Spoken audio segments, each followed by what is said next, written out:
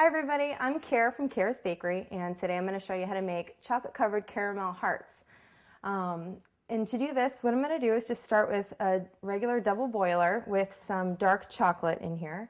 To do a double boiler, all you have to do is take a pot of steaming water. There's only about half an inch of water in here, and I have it heated over a medium-low heat just to get the steam going, and then I turned it down all the way to low. And I put a stainless steel bowl over the top and put maybe a cup to a cup and a half of chocolate in here. And I just kept stirring it until it melted. And you want to heat it real slow so you get a nice, glossy, smooth chocolate out of it.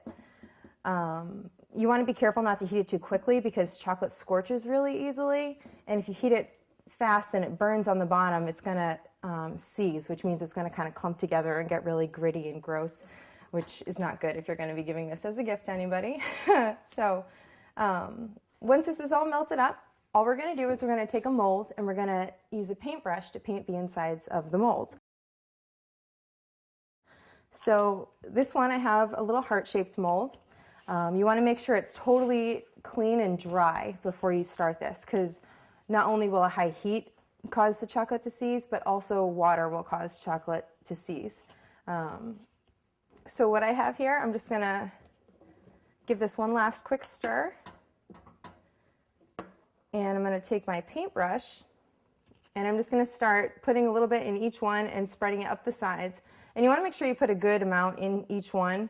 You want to have a pretty thick shell on here, because when you put the filling, you're going to want to make sure that there's no, thin areas or like gaps in the chocolate, so the filling will leak out. You want to make sure it's really good and coated in there.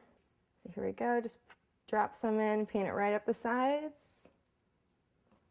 And you also want to make sure that you paint it in a way so you don't have any air bubbles in there. That's another thing that you want to look out for. So make sure it's an even coat all the way around, pretty thick, not too thick, because you want to make sure you can get a good amount of filling in there, but make sure that it's thick enough to hold it with no air bubbles.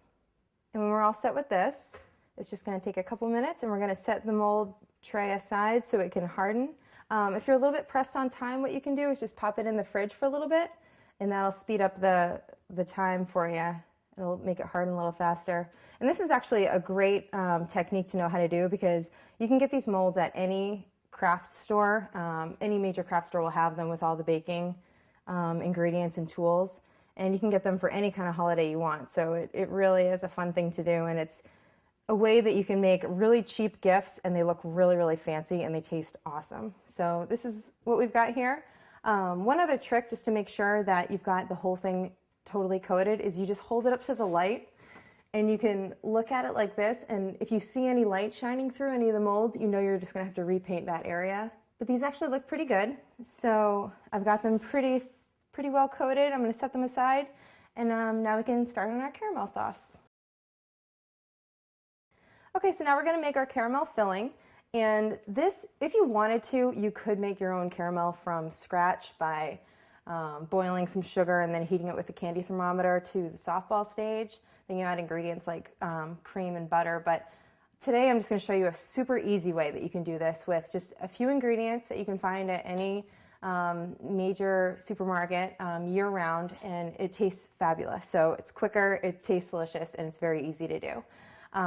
And all I did was I went to the store and I found these little individually wrapped caramel candies. If you can't find them in the candy aisle, though, where I actually like to find them is in those big bulk candy bins that supermarkets have, because that way if you don't want to buy an entire bag of them, you don't have to. You just pay a nickel and you can get a whole bunch of loose candies. So what I did was I have about 25 of them, and I unwrapped each one, and I'm just going to put them in a saucepan over medium-low heat. And I'm going to stir this up and melt it down with 3 tablespoons of butter and about a tablespoon of heavy whipping cream. So pop the butter in, and you just want to put about a tablespoon, maybe 2 tablespoons in there, depending on how creamy you want it or how stiff you want it. And now I'm just going to heat this up. And you want to actually make sure that you keep stirring it. You really want to make sure that the bottom of the pan doesn't burn the caramel. Caramel can burn really easily, and if it does, it's going to kind of get dark and really, really chewy on you, and it's not going to be very good. So just keep stirring it until it all comes together, and it's going to create a really soft, nice caramel that's not too sticky, and it's going to be really creamy and smooth. It's going to taste great. Okay, so this is just about finished.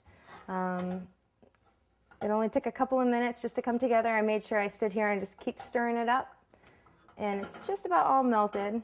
So what I'm going to do now is we want to let this cool. Chocolate is really heat sensitive. The melting point of chocolate is actually just above body temperature, so you really want to cool this down so it's still pliable, but just barely, warm to the touch. So what I'm going to do is I'm going to take this off the stove and I'm going to put it in this bowl. And I just sprayed this real quick with a cooking spray so the caramel won't stick to the inside. And this is perfect. So we're going to shut the heat off. And I'm just going to pour this right in here. And you can see how smooth, and this is exactly the color that you want. It's a nice caramel color. Okay. So we'll set this aside. You can also put this in the fridge for a little bit if you want to speed up the cooling process.